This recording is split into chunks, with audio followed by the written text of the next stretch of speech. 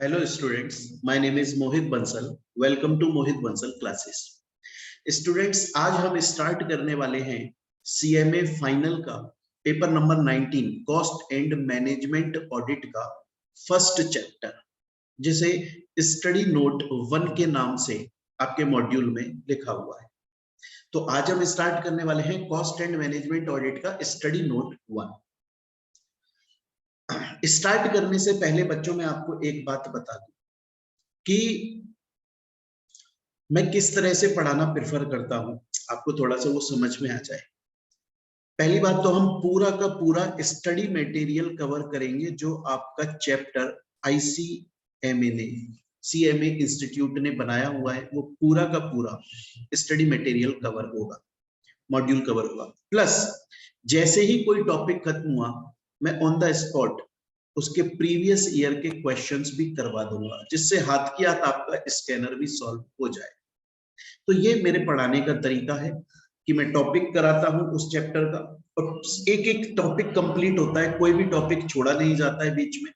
Plus उसके जो previous year के क्वेश्चन है वो भी ऑन द स्पॉट सॉल्व कराए जाते हैं। तो अब हम स्टार्ट करते हैं हमारा स्टडी नोट 1। देखिए, हमारे स्टडी नोट 1 का नाम है students basics of cost and management audit. अब ये कॉस्ट ऑडिट क्या होता है, कॉस्ट ऑडिट क्यों की जाती है ना, ये सब चीज आपको समझनी होगी इस चैप्टर में। ये चैप्टर टोटल थ्योरेटिकल चैप्टर है, ये चैप्टर टोटली थ्योरेटिकल चैप्टर है, बहुत ही छोटा चैप्टर है study note 1, totally theory chapter है और अच्छा चैप्टर है। और इसमें से एग्जाम में क्वेश्चन आते हैं और इजी क्वेश्चन आते हैं जिन्हें हम हाथ की हाथ सॉल्व कर लेंगे। टोटल थ्योरी है, बहुत ध्यान से देखिएगा। सबसे पहले मैं आपको यह बता देता हूं कि आखिर कॉस्ट ऑडिट क्यों की जाती है, और इस बात को बच्चों मैं एक एग्जाम्पल से आपको समझाता हूं। बड़े ध्यान से देखना है आपको ये एग्जाम्पल। देखिए देखिए, एक कंपनी है, उस कंपनी का नाम है Asian paints company. Manufacturing company है, पेंट बनाती है जो कि दीवारों पर किया जाता है। ठीक है, ये चीज जानते हैं, एशियन पेंट्स इसका नाम है। अब ये कंपनी बहुत अच्छी चलती है और इसकी मार्केट में इमेज भी अच्छी है, इसलिए लोग धुआंधार इससे पेंट खरीदते हैं और इसके हाई प्रॉफिट्स हैं। तो प्रॉफिट ज्यादा है, मतलब इस कंपनी की कमाई हो रही है अच्छी खासी, इसके पास में प्रॉफिट्स है। बच्चों आपको पता होगा, अगर किसी के इनकम ज्यादा है तो उस पर टैक्स भी ज्यादा ज्यादा ज्यादा लगता है। तो अब ये एशियन पेंट्स कंपनी क्या सोच रही है, ये सोच रही है कि यार कमाई करूं मैं और मेरे ऊपर गवर्नमेंट टैक्स भी लगा रही है, ऐसा क्या तरीका हो कि मैं अपना टैक्स बचा लूं, मैं टैक्स कम कर दूं, मुझे उतना टैक्स पेमेंट, मेरी इनकम तो बढ़ी रहे, मेरी इनकम तो ज्यादा रहे, लेकिन मुझे टैक्स कम पे करना पड़े। तो उसके लिए इसने क्या किया, कंपनी ने, इस कंपनी ने अपनी कॉस्ट बढ़ा दी।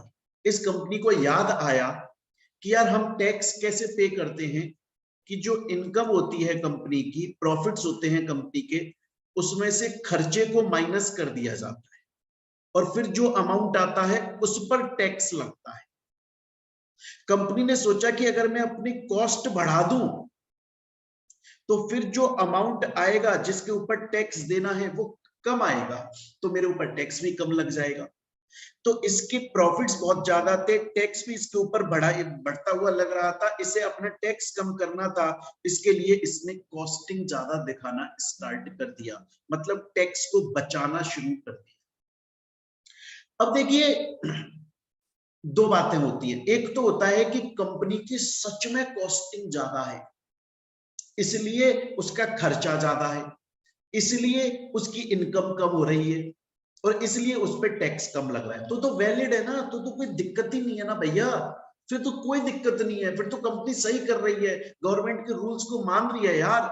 लेकिन अगर किसी कंपनी के कॉस्ट, खर्चे उतने ज्यादा नहीं है, लेकिन वो टैक्स कम देने के लिए जबरदस्ती में अपनी कॉस्टिंग बढ़ा के दिखा रही है, उसका इतना खर्चा लगा ही नहीं है, उसका ट्रांसपोर्ट का खर्चा लगा 25,000 रुपए, वो दिखा रही है 2 लाख रुपए, जिससे उसे कम टैक्स देना पड़े। तो ऐसी कंपनी गलत कर रही है। अब इस कंपनी के ऊपर चेकिंग की जाएगी।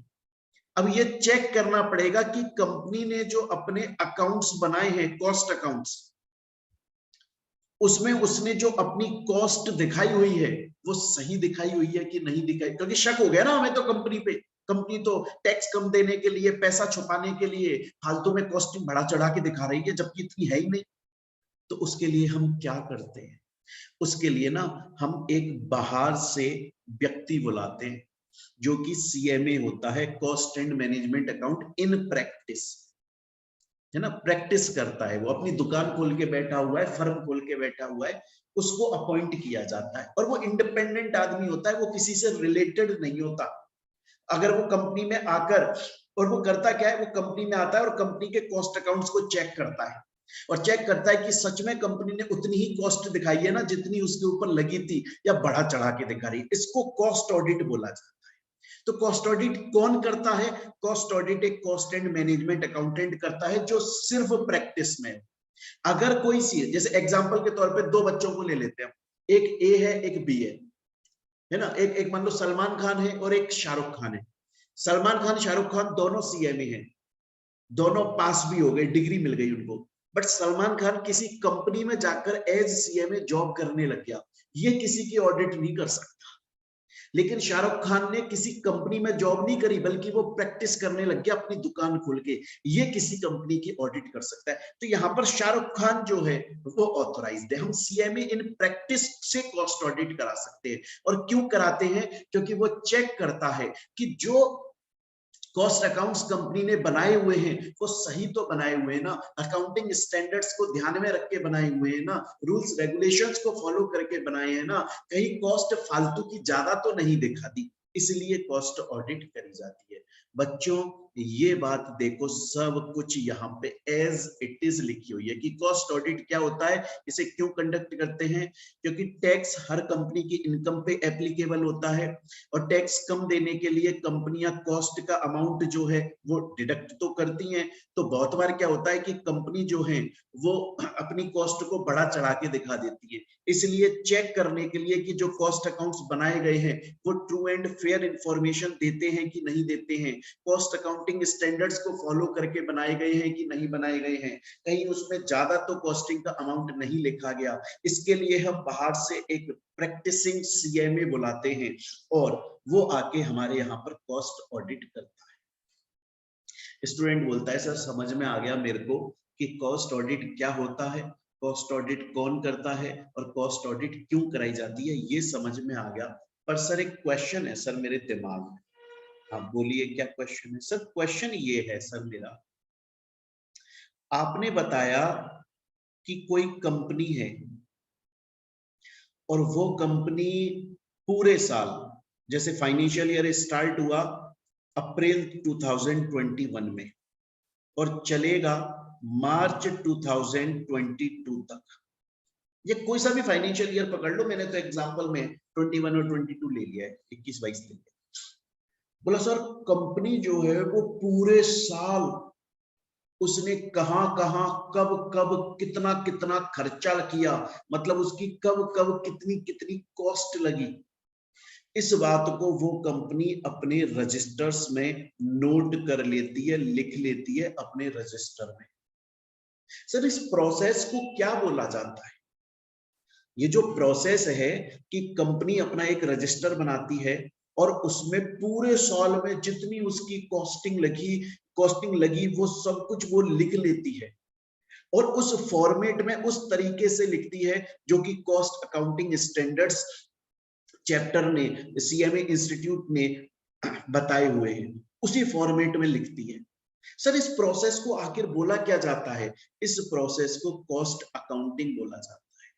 कॉस्ट अकाउंटिंग एक प्रोसेस होता है जिसके अंदर ये आइडेंटिफाई किया जाता है, क्लासिफाई किया जाता है कि आखिर कंपनी के ऊपर कितनी कॉस्ट लगी, क्योंकि कॉस्ट फिक्स्ड भी होती है, कॉस्ट वेरिएबल भी होती है, कॉस्ट मार्जिनल भी होती है। तो पूरा फॉर्मेट बताया हुआ है इंस्टीट्यूट ने कि वेरिएबल कॉस्ट ऐसे लिखी जाएगी, फिक्स्ड ऐसे लिखी जाएगी, मार्जिनल ऐसे लिखी जाएगी।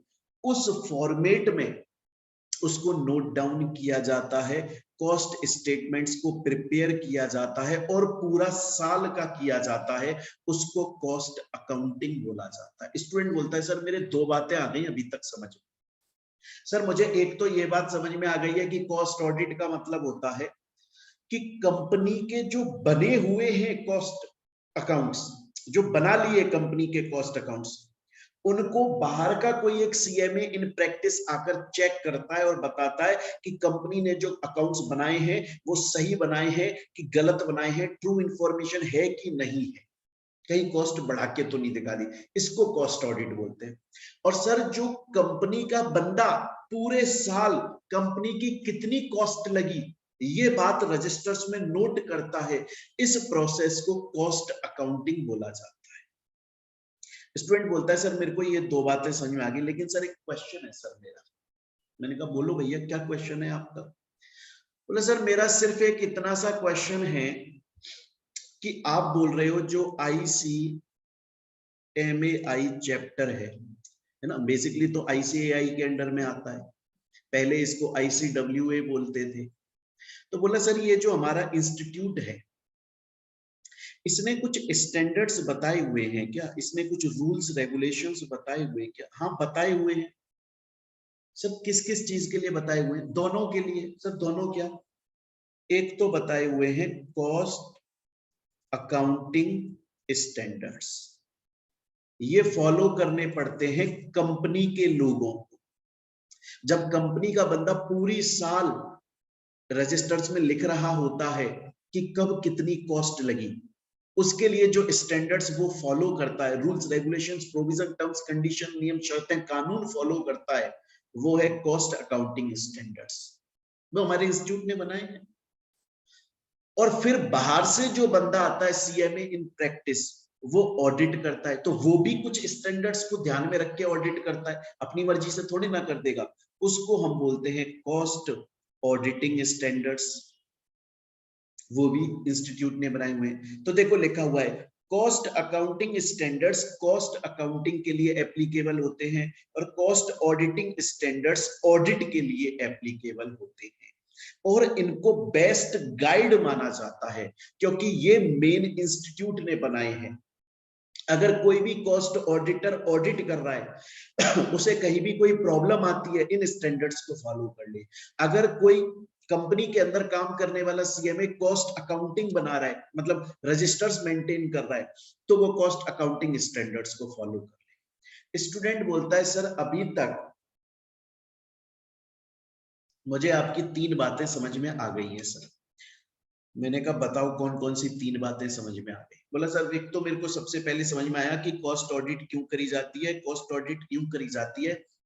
जिससे कोई भी कंपनी के जो बने हुए हैं कॉस्ट अकाउंट्स रजिस्टर्स, उनमें जो कॉस्ट लिखी हुई है क्या वो सही है कि नहीं है, ट्रू है कि नहीं है, इसको चेक करने के लिए। और सिर्फ CMA in practice he cost audit कर सकता है और कोई नहीं कर सकता। अगर कोई सीएमए किसी कंपनी में जॉब कर रहा है तो वो किसी की कॉस्ट ऑडिट नहीं कर सकता। जो अपनी खुद की एक फर्म दुकान खोल के बैठा है, सीएमए इन प्रैक्टिस है वही कॉस्ट ऑडिट कर सकता है, अदरवाइज कोई और नहीं कर सकता। समझ गया सर? सर मैं ये भी समझ गया कॉस्ट अकाउंटिंग का मतलब होता है कि पूरे साल कंपनी के जितने कॉस्ट लगे उनको रजिस्टर्स में नोट डाउन कर लेना, उस फॉर्मेट में नोट डाउन कर लेना जो कॉस्ट अकाउंटिंग स्टैंडर्ड्स में लिखे हुए हैं, जो कि इंस्टीट्यूट ने बनाए हैं, उसे कॉस्ट अकाउंटिंग बोलते हैं। समझ गया? और कॉस्ट ऑडिटिंग स्टैंडर्ड्स भी इंस्टीट्यूट ने बनाए हैं जो कि ऑडिट करने वाले सीएमए के काम में आते हैं और इनको बेस्ट गाइड माना जाता है। अगर आप रजिस्टर्स बना रहे हो तो अकाउंटिंग स्टैंडर्ड्स को फॉलो कर लो, अगर आप ऑडिट कर रहे हो तो ऑडिटिंग स्टैंडर्ड्स को फॉलो कर लो। सर समझ गया मैं, यहाँ तक आ गई बात समझ में। आगे चलो भैया, चलो फिर आगे चलो। अच्छा देखिए स्टूडेंट्स, एक चीज और बता दूं, आपके स्टडी मटेरियल जो है, जो आपका इंस्टीट्यूट है ना, जो आपका इंस्टीट्यूट से मॉड्यूल मिला हुआ है, उसमें ये तीन टॉपिक और दिए हुए हैं कि कॉस्ट ऑडिट की एक तो हिस्ट्री बताई हुई है, और इस खुद इंस्टीट्यूट की हिस्ट्री बताई हुई है। तो एग्जाम पॉइंट ऑफ व्यू से उसका कोई मतलब नहीं है, एग्जाम पॉइंट ऑफ व्यू से वो बिल्कुल भी इंपॉर्टेंट नहीं है। आप अपनी नॉलेज के लिए अगर पढ़ना चाहें तो नोट्स में मैंने लिखा हुआ है, आप उसे पढ़ सकते हैं। ये सिर्फ आपकी पर्सनल नॉलेज के लिए होगा, ये आपके कभी ना तो एग्जाम में काम आने वाला है और ना ही आप जब कंपनी में एससीए में चले जाओगे तब काम आने वाला है। ये सिर्फ आपकी एक जानकारी के लिए है, क्योंकि स्टडी नोट जो है वो एक इंट्रोडक्शन चैप्टर होता है। जो मेन चीज है वो हम करते चले जा रहे हैं। अब देखिए, अब हम पढ़ रहे हैं कॉस्ट ऑडिट अंडर सेक्शन 148। बहुत ध्यान से पढ़िएगा बच्चों, बहुत ही इजी है, बहुत ही मजेदार है, मजा आएगा, ध्यान से देखिए। अगर कोई आपसे बोले कि व्हाट इज कॉस्ट ऑडिट, तो आप बोलिएगा इसका मतलब है ऑडिटिंग करना, मतलब चेकिंग करना, मतलब एग्जामिनेशन करना कॉस्ट रिकॉर्ड्स का। जो कंपनी ने अपने कॉस्ट अकाउंट्स बनाए हैं उनकी ऑडिटिंग करने को बोला जाता है कॉस्ट ऑडिट। अभी अभी समझाया मैंने आपको। कौन करता है? सिर्फ सीएमए इन प्रैक्टिस करता है। स्टूडेंट बोलता है सर समझिए। अच्छा स्टूडेंट्स, ये जो हम टॉपिक अभी पढ़ रहे हैं कॉस्ट ऑडिट अंडर सेक्शन 148, इसमें मैं आपको काफी सारे पॉइंट पढ़ाने वाला हूं। आप किसी पॉइंट को ना एक दूसरे से जोड़ के मत देखिएगा, हर पॉइंट को सेपरेटली पढ़ना है आपको। कहानी बनाने की कोशिश नहीं करनी है, इसमें सबको अलग अलग पढ़ना है। चलो, एक और एक स्टूडेंट ने मेरे से ये क्वेश्चन पूछा, बोले सर मुझे को बस एक बात बता दो आप। मैंने कहा बोलो। क्या हर कंपनी को, क्या ये जरूरी है क्या कि हर कंपनी को अपने कॉस्ट रिकॉर्ड्स मेंटेन करने पड़े? क्या ये जरूरी है क्या कि हर कंपनी जब उसका फाइनेंशियल ईयर स्टार्ट हुआ तो वहां से एक रजिस्टर बना ले, और जब खत्म होता है फाइनेंशियल ईयर तब तक जितनी कॉस्ट लगी वो सब उसको प्रॉपरली नोट डाउन करे? क्या सभी कंपनीज पे जरूरी होता है? मैंने उसको बोला नहीं नहीं बच्चा, नहीं। कॉस्ट रिकॉर्ड्स को मेंटेन करना, कॉस्ट अकाउंटिंग करना, मतलब कॉस्ट को स्टेटमेंट में, कॉस्ट को रजिस्टर में नोट डाउन करना पूरे साल के, ये हर कंपनी पे कंपलसरी नहीं होता है। कुछ कंपनीज पे कंपलसरी होता है। वो कंपनीज जिनका वो कंपनीज जिनका एग्रीगेट टर्नओवर पिछले साल कम से कम 35 करोड़ रुपए, 35 करोड़ या उससे ज्यादा अगर कंपनी का टर्नओवर रहा पूरे साल में, अगर कंपनी का टर्नओवर 35 करोड़ या उससे ज्यादा रहा तो उसको कॉस्ट रिकॉर्ड्स मेंटेन करना कंपलसरी है, मैंडेटरी है। अगर 35 करोड़ से कम रहा तो कंपलसरी नहीं है, सजेस्टिव है, करना चाहो तो करो वरना मत करो। 35 करोड़ या उससे ज्यादा रहा तो मैंडेटरी है, जरूरी है, कंपलसरी है, रिकॉर्ड्स मेंटेन करने पड़े।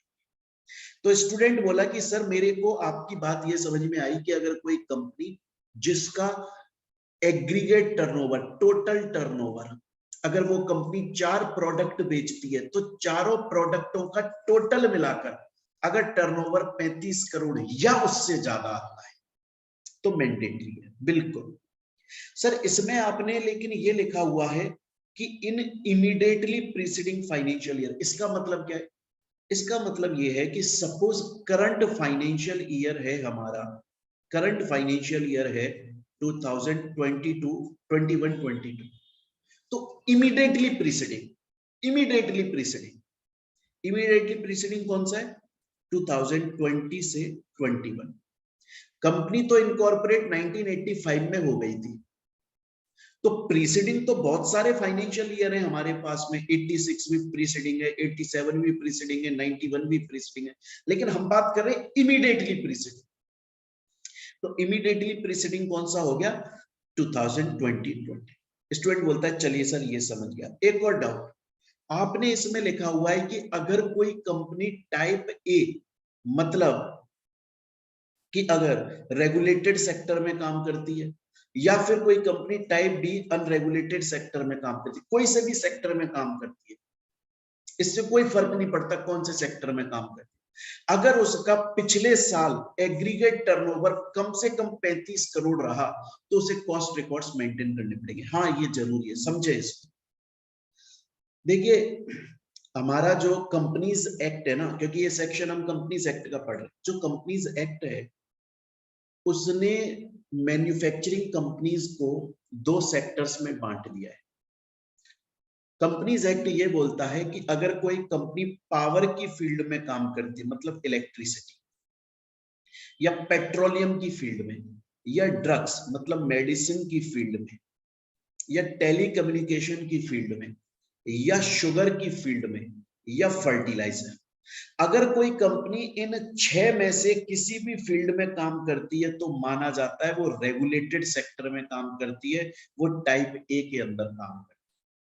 और अगर इन 6 के अलावा किसी दूसरे सेक्टर में काम करती है तो वो टाइप बी अनरेगुलेटेड सेक्टर में काम करते हैं। लेकिन इससे कॉस्ट रिकॉर्ड्स मेंटेन करने पे कोई फर्क नहीं पड़ रहा, चाहे से आप रेगुलेटेड सेक्टर में हो, चाहे से आप अनरेगुलेटेड सेक्टर में हो।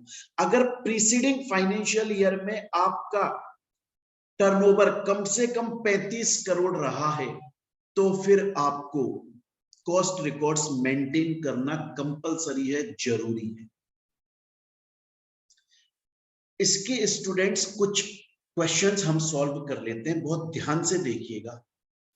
और इसके क्वेश्चंस एक तो ये है, अभी मैं और भी बहुत सारे सॉल्व करवाऊंगा, अभी करेंगे हम इसी टॉपिक में। देखें, एक क्वेश्चन आया था आपका जून 2019 में, क्वेश्चन पढ़े आराम से।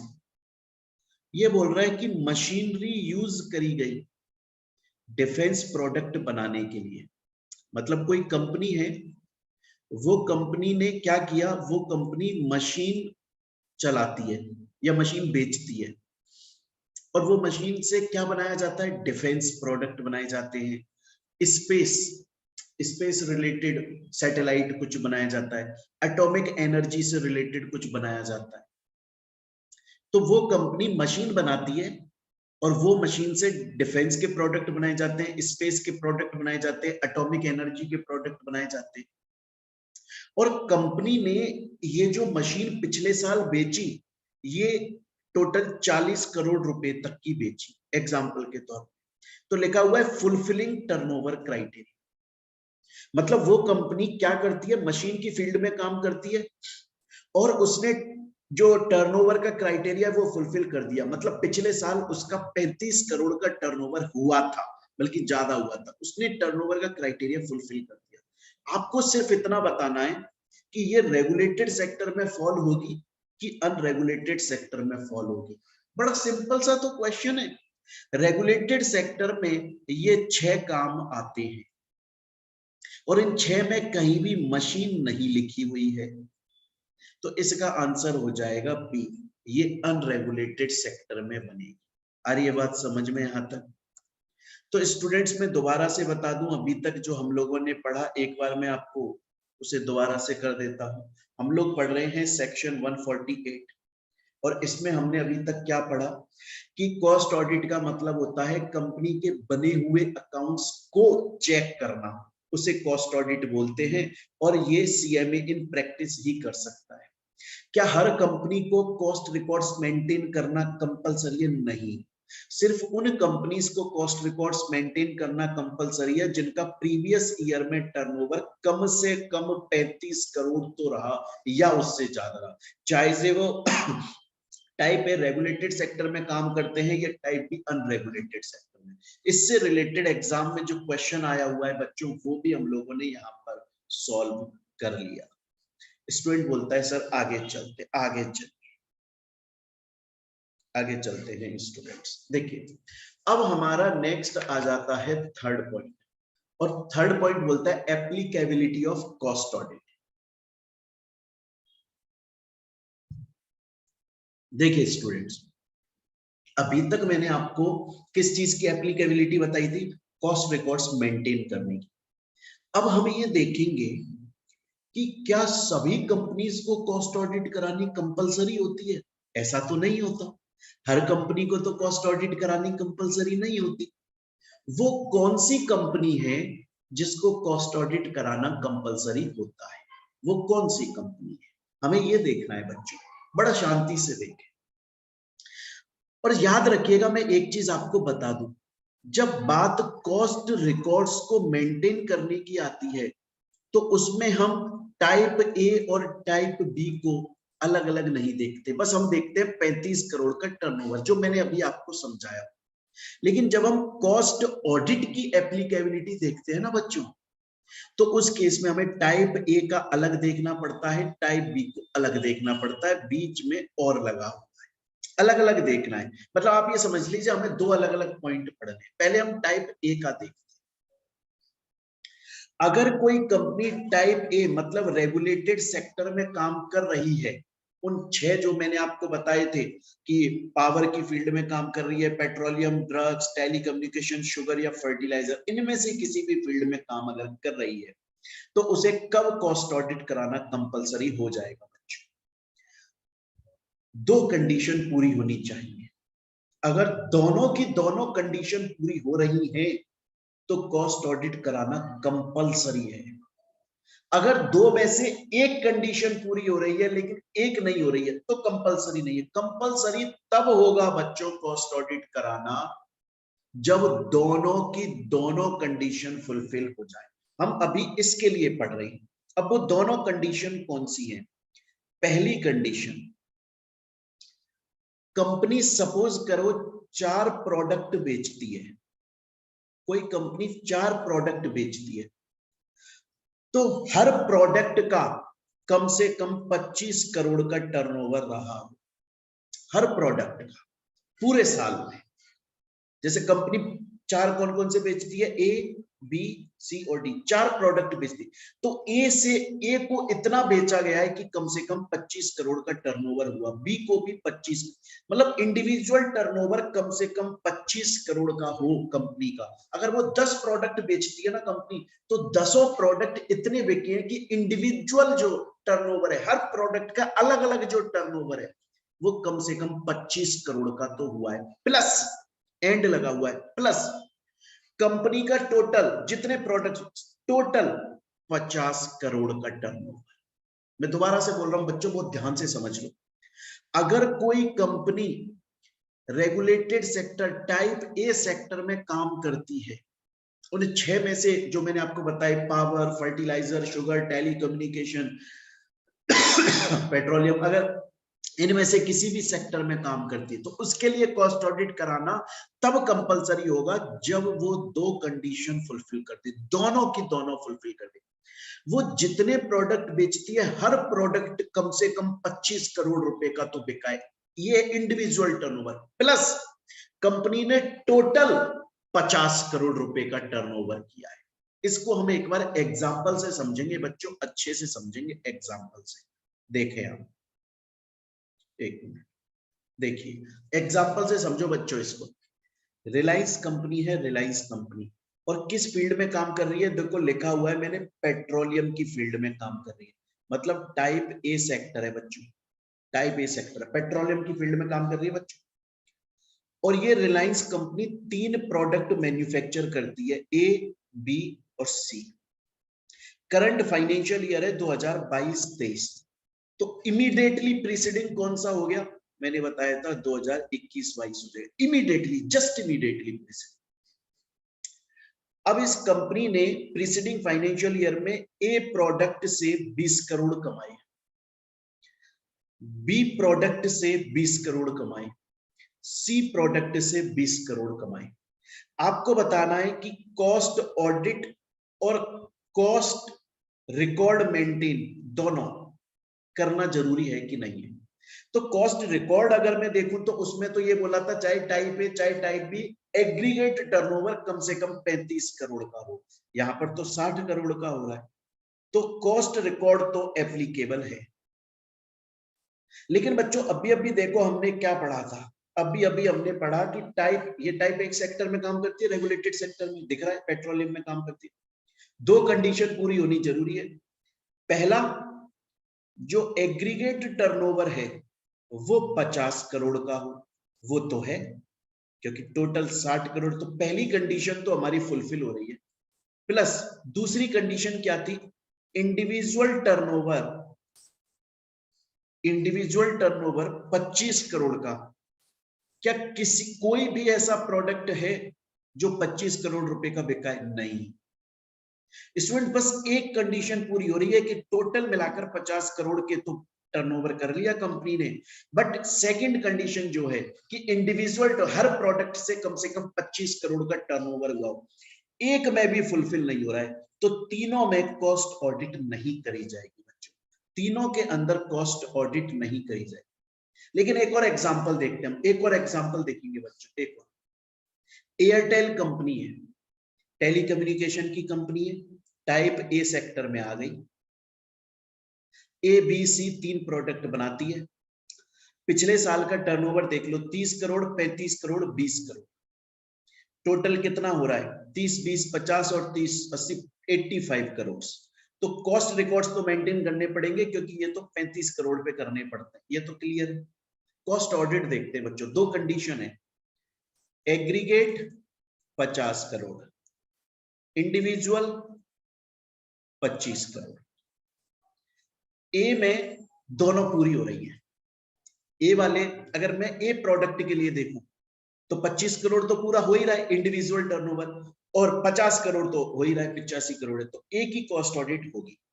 बी वाले के लिए देखो 35 करोड़, इसमें भी दोनों कंडीशन पूरी हो रही है, इसकी भी होगी। सी वाले का 20 करोड़, इसमें सिर्फ ये कंडीशन पूरी है कि एग्रीगेट 50 है तीनों को मिलाकर, इंडिविजुअल 25 ये पूरी नहीं है, इसका कॉस्ट ऑडिट नहीं होगा।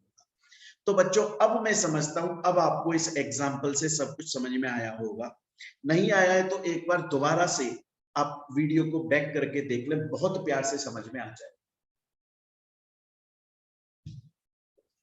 अभी तक मैंने आपको क्या पढ़ाया एक बार ध्यान से देख। अभी तक बच्चों मैंने आपको सिर्फ इतना सा बताया, कॉस्ट ऑडिट का मतलब होता है कंपनी के बने हुए अकाउंट्स को दोबारा से चेक करना, जो कि सीएमए इन प्रैक्टिस ही कर सकता है और कोई नहीं कर सकता। कॉस्ट रिकॉर्ड्स उस कंपनी को बनाना जरूरी है जिसका aggregate turnover, total turnover 35 crore का रहा हो पिछले साल, चाहे से वो टाइप ए सेक्टर में काम करते, टाइप बी में काम करते, कोई फर्क नहीं पड़ता।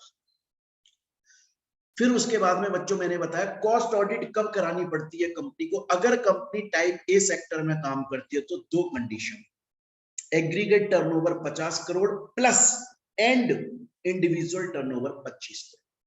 मैंने आपको इसके दो एग्जांपल भी कराए, क्वेश्चन भी करवाऊंगा जो प्रीवियस ईयर में आ चुके, अभी करेंगे, डोंट वरी। अब हम चलते हैं टाइप बी अनरेगुलेटेड सेक्टर, अब हम चलते हैं टाइप बी अनरेगुलेटेड सेक्टर में। इसमें देखिए क्या बोल रहा है, ये बोल रहा है एग्रीगेट टर्नओवर, इसमें भी दो कंडीशन है, जहां पर टाइप ए में एग्रीगेट टर्नओवर 50 करोड़ था, यहाँ पे 100 करोड़ है, और टाइप ए में इंडिविजुअल टर्नओवर 25 करोड़ था, यहाँ 35 करोड़ है, बाकी सेम है, बस लिमिट बढ़ गई है। जो अनरेगुलेटेड सेक्टर है टाइप बी सेक्टर है, उसमें एग्रीगेट टर्नओवर 100 करोड़ है और इंडिविजुअल टर्नओवर 35 करोड़ है, ये आपको याद रखना है। देखिए एक बार एग्जाम्पल के तौर पे हम समझ लें बच्चों इसको भी, इसका भी हम प्रैक्टिस क्वेश्चन कर लेते हैं। रेमंड्स एक कंपनी है, क्या करती है, कपड़े बनाती है, ये तो टाइप बी हो गया, ये तो टाइप बी हो गया अनरेगुलेटेड सेक्टर, 3 प्रोडक्ट बनाती है ए बी सी। अब तीनों का देख लें एक बार। ए प्रोडक्ट पिछले साल 20 करोड़ रुपए टर्नओवर करके लाया, बी जो है वो 40 करोड़ करके लाया, सी जो है वो 70 करोड़ करके लाया, तो टोटल कितना हो गया 7 4 11 130 करोड़ रुपए का टोटल टर्नओवर हो गया। अब हमें कॉस्ट रिकॉर्ड मेंटेन करना और कॉस्ट ऑडिट दोनों की एप्लीकेबिलिटी देखी। कॉस्ट रिकॉर्ड तो बाय डिफॉल्ट पता ही चल रहा है 35 करोड़ पे बनाना पड़ता है, यहाँ तो 130 करोड़ है ना, 95 करोड़ ज्यादा है, ठीक है, ये तो है ही है। अब हम कॉस्ट ऑडिट का देख लेते हैं, क्योंकि टाइप बी में आता है दो कंडीशन, एग्रीगेट टर्नओवर 100 करोड़, ये तो फुलफिल हो रही है सर, ये तो हो रही है, साफ साफ दिख रहा है 135 करोड़ 100 करोड़, ये तो फुलफिल हो रही है। इंडिविजुअल टर्नओवर 35 करोड़, सर ये ए में फुलफिल नहीं हो रहा, इसलिए उसको कॉस्ट ऑडिट नहीं करानी पड़ेगी, प्रोडक्ट ए की कॉस्ट ऑडिट नहीं होगी सर। क्यों नहीं होगी, क्योंकि सर ए की कंडीशन पूरी हो रही है एग्रीगेट टर्नओवर, सेकंड जो कंडीशन है 35 करोड़ वो पूरी नहीं हो रही है सर, इंडिविजुअल टर्नओवर 20 करोड़ पे रह गया, 15 करोड़ कम रह गया सर। चलो बी पे चलो, हाँ सर इसकी तो होगी, दोनों कंडीशन पूरी हो रही है सर, इसकी भी होगी, तीनों कंडीशन इसकी भी दोनों कंडीशन पूरी होगी। तो बी और सी प्रोडक्ट के लिए तो कॉस्ट ऑडिट करानी पड़ेगी, इसके लिए कॉस्ट ऑडिट नहीं करानी। तो मेरे ख्याल से बच्चों यहां तक आपको अभी तक समझ में आ गया होगा। अब हम एक बार स्टूडेंट्स अब हम एक बार प्रीवियस ईयर में आए हुए इसी से रिलेटेड क्वेश्चन कर लेते हैं बच्चों, ध्यान से देखिए। जून 2019 में आया हुआ है, प्रैक्टिस हो गई आपकी। अब मैं क्वेश्चन करवा देता हूं। 1 नंबर का 1 मार्क का ये क्वेश्चन आया हुआ है बच्चों जून 2019 में। फर्स्ट क्वेश्चन तक कंपलसरी जो करना जरूरी होता है। ORS लिमिटेड एक कंपनी है स्टूडेंट्स, मल्टी प्रोडक्ट मतलब एक से ज्यादा प्रोडक्ट बनाती है, और उसका एनुअल टर्नओवर पिछले साल 103 करोड़ रहा। ठीक है। अब टेबल ए के आइटम्स अगर देखे जाए तो वो हैं 26 करोड़, और टेबल बी के आइटम अगर देखे जाए तो वो हैं 8 करोड़, और बाकी के जो हैं वो टेबल्स में कवर नहीं है।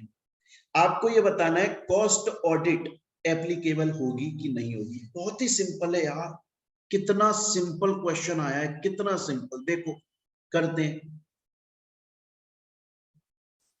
टाइप ए और टाइप बी, एग्रीगेट इसमें है 50, इसमें है 100, एक्चुअल में कितना है 103, दोनों में पूरा हो रहा है।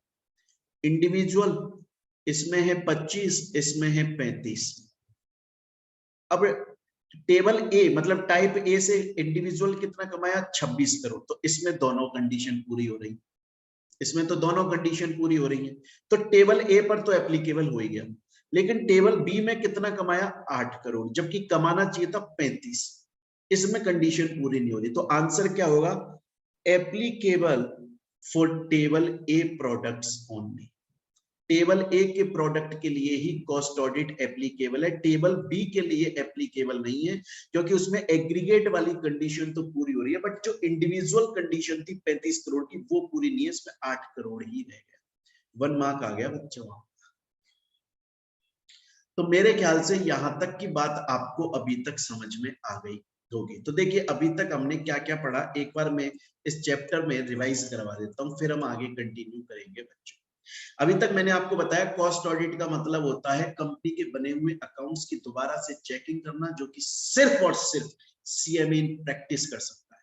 कॉस्ट अकाउंटिंग का मतलब है पूरे साल कंपनी के रिकॉर्ड्स कॉस्ट को मेंटेन करना, कॉस्ट अकाउंटिंग स्टैंडर्ड्स को फॉलो करके, जो कि इंस्टीट्यूट ने आपको बना के दिए। और कॉस्ट ऑडिट करने वाला कॉस्ट ऑडिटिंग स्टैंडर्ड्स को फॉलो करता है। उसके बाद में हमने नेक्स्ट देखा बच्चों सेक्शन 148 की कॉस्ट ऑडिट सिर्फ सीएमए इन प्रैक्टिस कर सकता है। हर वो कंपनी जिसका टर्नओवर कम से कम 35 करोड़ का रहा है पिछले साल में, उसको कॉस्ट ऑडिट कराना, कॉस्ट रिकॉर्ड्स मेंटेन करना कंपलसरी है। उसके बाद हमने देखा कॉस्ट ऑडिट टाइप ए की कंडीशन अलग, टाइप बी की कंडीशन अलग, उससे रिलेटेड हमने कुछ प्रैक्टिस क्वेश्चंस भी कर लिए। अब हम चलते हैं आगे। क्वेश्चन ये आता है कि कॉस्ट ऑडिट कौन कर सकता है। Cost audit cost accountant in practice कर सकता है, CMA in practice cost audit कर सकता है। कोई सीएमए अगर किसी कंपनी में जॉब कर रहा है वो नहीं कर सकता। सर एक बात बताइए, जैसे एक कंपनी है सर, आपकी कंपनी है मोहित बंसल क्लासेस, आपको सर अपनी कंपनी की कॉस्ट ऑडिट करानी है,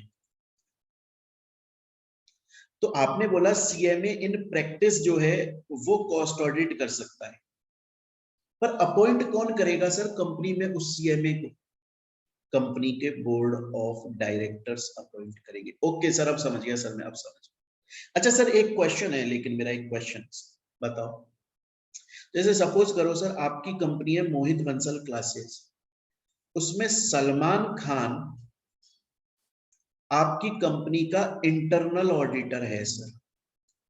सलमान खान आपकी कंपनी का इंटरनल ऑडिटर है, जो कि नॉर्मल ऑडिट करने के लिए आता है, जो सेक्शन 139 में हम लोगों ने कंपनी लॉ में पढ़ी हुई है, सीएमए इंटर के अंदर पढ़ी हुई है, नॉर्मल ऑडिट करने आता है सर। आप उसको अपना कॉस्ट ऑडिटर भी अपॉइंट करना चाहते हैं, क्या कर सकते? नहीं नहीं नहीं, कॉस्ट ऑडिटर मेरे भैया, कॉस्ट ऑडिटर टोटली इंडिपेंडेंट आदमी होना चाहिए, जिसको कंपनी नहीं जानती हो, जिसका कंपनी से कोई लेना देना रिश्ता नाता नहीं हो, जो टोटली इंडिपेंडेंट आदमी हो, जिससे वो जब आएगा तो हमें ट्रस्ट रहेगा, यार ये तो कंपनी को जानता ही नहीं है, कंपनी इसको जानती नहीं है, तो ये जो भी आएगा वो सही काम करेगा, इसका किसी से रिलेशन नहीं है, तो ये कहीं पर जो अकाउंट्स है या कॉस्ट है उसको बढ़ा चढ़ा के नहीं दिखाएगा, फ्रॉड नहीं करेगा, ट्रू एंड फेयर इंफॉर्मेशन देगा। अरे इंडिपेंडेंट आदमी लेके आओ यार। तो भैया कोई अगर इंटरनल ऑडिटर है कंपनी का, वो कॉस्ट ऑडिटर नहीं बन सकता, नहीं बन सकता, नहीं बन सकता, नहीं बन सकता, नहीं बन सकता, इंडिपेंडेंट आदमी चाहिए। समझ गया सर? मैं ये समझ गया कि जो कॉस्ट ऑडिट है वो सिर्फ सीएमए इन प्रैक्टिस कर सकता है, उसको कंपनी के बोर्ड ऑफ डायरेक्टर्स अपॉइंट करते हैं। अगर कोई बंदा इंटरनल ऑडिटर की तरह कंपनी में अपॉइंटेड है तो वो कॉस्ट ऑडिटर की तरह अपॉइंट नहीं हो सकता। समझ गए सर? एक चीज तो बता दो सर मेरे को, सर ये कोई भी बंदा कॉस्ट ऑडिट करने आ रहा है, क्या सर उसको कॉस्ट ऑडिटिंग स्टैंडर्ड्स फॉलो करनी चाहिए? बिल्कुल करनी चाहिए यार। देखो ये कॉस्ट ऑडिटिंग स्टैंडर्ड्स जो है ना, ये खुद इंस्टीट्यूट ने बना कर दिए हैं और ये बहुत मेन स्टैंडर्ड्स माने जाते हैं। अगर कोई भी बंदा कॉस्ट ऑडिट करने आ रहा है तो उसको ध्यान रखना चाहिए कि कॉस्ट ऑडिट करते वक्त कौन कौन से स्टैंडर्ड्स, रूल्स, रेगुलेशंस मुझे फॉलो करने चाहिए, जिससे आपकी जो कॉस्ट ऑडिट रिपोर्ट बनेगी ना वो एकदम सही रिपोर्ट बनेगी। स्टूडेंट बोलता है ठीक है सर समझ गया, इजी है। लेकिन सर अब ये भी तो समझा दो मेरे को कि कॉस्ट ऑडिट के ऑब्जेक्टिव्स क्या होते हैं। अरे यार एक बार पढ़े बिना खुद सोचो। पढ़ाऊंगा मैं, लिखे हुए हैं इसमें, पढ़ाऊंगा, ऐसी कोई डाउट नहीं है, पर खुद भी तो सोच लो ना, अपने दिमाग से भी तो सोच लो ना एक बार।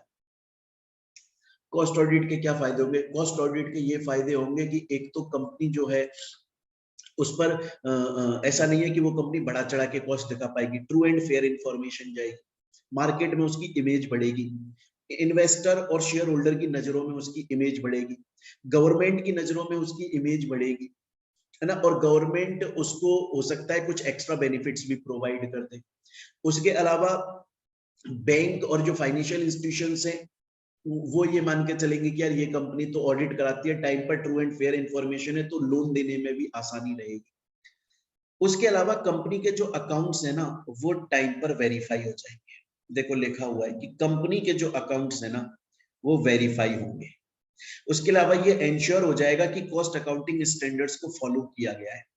कोई भी एरर या फ्रॉड होगा तो वो हथियात पकड़ में आ जाएगा और हम हर कॉस्ट यूनिट को क्लासिफाई कर पाएंगे।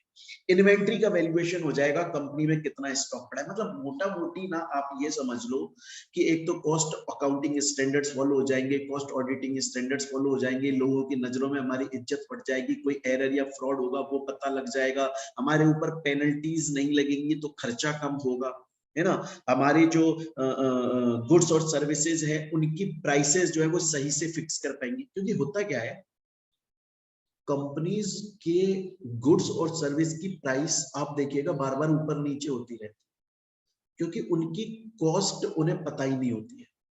उनको ये पता ही नहीं होता है कि एक्चुअल हमारे प्रोडक्ट पे कितनी कॉस्ट लग रही है, इसलिए वो प्रोडक्ट की प्राइस को बार बार फ्लक्चुएट करते हैं।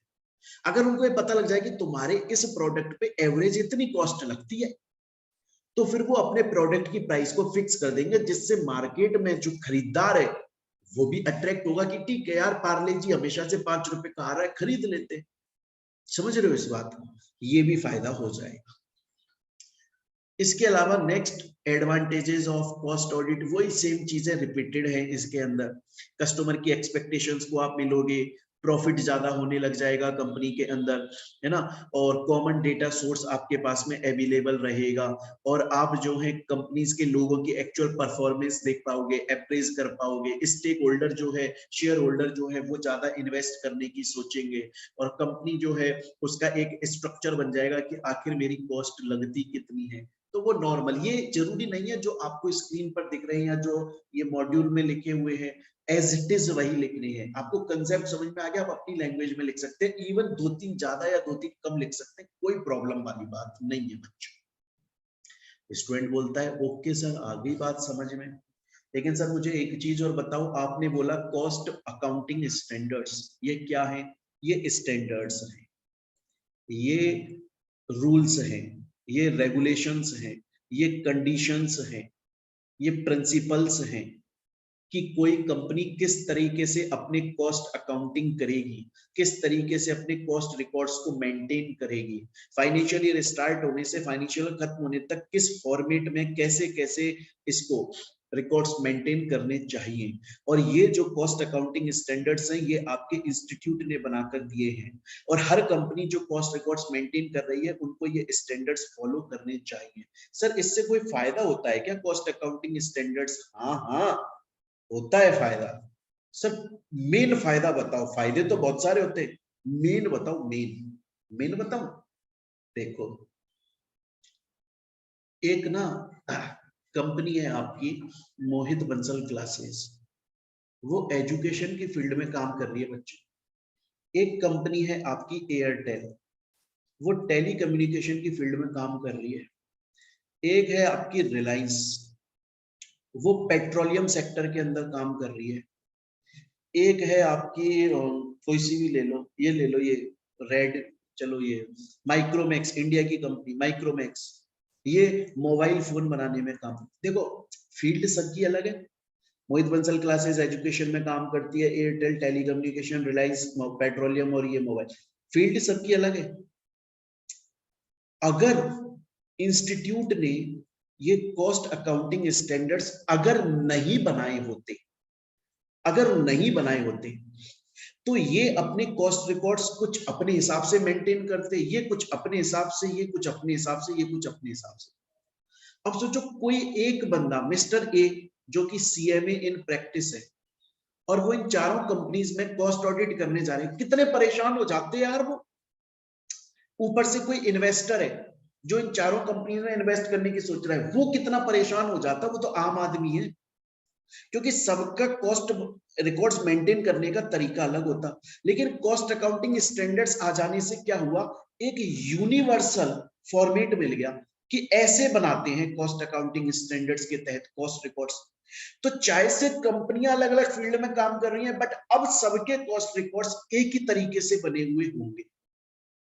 सबसे मेन फायदा बच्चों ये हुआ, और भी हुए, लेकिन देखो ये लिखा हार्मोनाइज कर दिया कॉस्ट अकाउंटिंग प्रिंसिपल्स को, यूनिफॉर्मिटी आ गई, चाहे से कोई कहीं भी है लेकिन उसी तरीके से बनाएगा, स्ट्रक्चर्ड अप्रोच। सेम जी, बच्चा बोलता है ठीक है सर इजी है, मुझे समझ में आ रहा है, ऐसी कोई दिक्कत वाली बात नहीं है। उसके अलावा कॉस्ट अकाउंटिंग स्टैंडर्ड्स के और भी फायदे दिए हुए हैं कि कॉस्ट जो है वो आप अच्छे से निकाल पाओगे, लीगल रिक्वायरमेंट टाइम पे फुलफिल हो जाएंगी, प्रैक्टिसिंग मेंबर्स जो हैं वो अच्छी तरह से अटेंशन दे पाएंगे, अटेस्ट कर पाएंगे ना, क्यों? क्योंकि उन्हें पता है कि सबका कॉस्ट रिकॉर्ड्स एक ही तरीके से बनता है, क्लियर होगी, अंडरस्टैंडिंग ज्यादा हो जाएगी। और देखो बच्चों इससे रिलेटेड एग्जाम में क्वेश्चन आ चुका है, दिसंबर 2019 में 4 मार्क्स का क्वेश्चन आया, फ्री पॉकेट का क्वेश्चन है, what are the advantages of cost accounting standards. आपको इतने सारे एडवांटेजेस मैंने यहाँ पर लिखे हुए हैं, बस इनमें से 4-5 आप ऑब्जेक्टिव एडवांटेजेस लिख कर आइए और डायरेक्टली 4 मार्क्स का आपको आंसर मिल जाएगा। तो अभी तक बच्चों हम लोगों ने इस चैप्टर में क्या क्या पढ़ा, क्योंकि ये चैप्टर अब खत्म होने पर है, हालांकि अभी इसमें बहुत इंपॉर्टेंट टॉपिक बचा है जो मैं पढ़ाऊंगा। हमने पढ़ा कॉस्ट ऑडिट क्या होता है, कॉस्ट अकाउंटिंग का मतलब है कंपनी अपने रिकॉर्ड्स को मेंटेन करती है। देन उसके बाद में हम लोगों ने पढ़ा स्टूडेंट्स कि कॉस्ट अगर अकाउंटिंग कर रहे हो तो अकाउंटिंग स्टैंडर्ड्स को फॉलो करो, ऑडिटिंग कर रहे हो ऑडिटिंग स्टैंडर्ड्स को फॉलो करो। देन उसके बाद में section 148 cost audit CMA practice करता है, कॉस्ट रिकॉर्ड्स मेंटेन करना जरूरी है अगर आपका एग्रीगेट टर्नओवर कम से कम 35 करोड़ का है। उसके बाद में नेक्स्ट फिर हम लोगों ने पढ़ा कि कॉस्ट ऑडिट रेगुलेटेड सेक्टर की अलग कंडीशन है, इसकी अलग है, 50 करोड़ टोटल और 25 crore individual, 100 crore total, 35 crore individual. इसके मैंने बहुत सारे प्रैक्टिस क्वेश्चन भी करवाए और एग्जाम में आए हुए क्वेश्चन भी कराए। कॉस्ट ऑडिट कौन कर सकता है? सिर्फ सीएमए इन प्रैक्टिस कर सकता है, अगर कोई बंदा ऑलरेडी इंटरनल ऑडिटर है वो नहीं कर सकता। कॉस्ट ऑडिटिंग स्टैंडर्ड्स को फॉलो कर लो।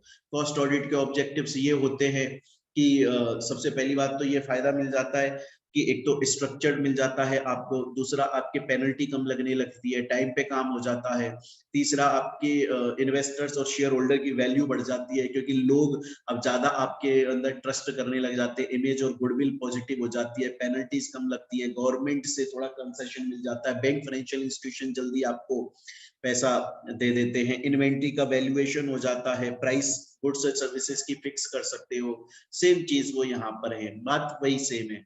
Cost auditing cost accounting standards के बारे में मैंने आप लोगों को बताया बच्चों कि ये कुछ अकाउंटिंग स्टैंडर्ड्स है जो चैप्टर ने इंस्टीट्यूट ने बना दिए हैं, अकाउंट बनाते वक्त इनको फॉलो करना चाहिए और इससे फायदे बहुत सारे हो जाते हैं। फायदा एक तो ये है कि यूनिफॉर्मिटी आ जाती है, दूसरा एक स्ट्रक्चर अप्रोच मिल जाती है और जो कॉस्ट अकाउंटेंट है उसको हेल्प मिल जाती है, उसको क्लियर अंडरस्टैंडिंग हो जाती है, वो ज्यादा अच्छे से कॉस्ट कंप्यूट कर पाता है और ये सेम आपका एग्जाम में क्वेश्चन भी आया हुआ है। चलिए अब इसके बाद में हम नेक्स्ट टॉपिक पर चलते हैं। आपका जो नेक्स्ट टॉपिक है स्टूडेंट्स उसको हम नेक्स्ट क्लास में करेंगे। ये जो आपका स्टडी नोट 1 है इसकी ये पार्ट 1 क्लास है।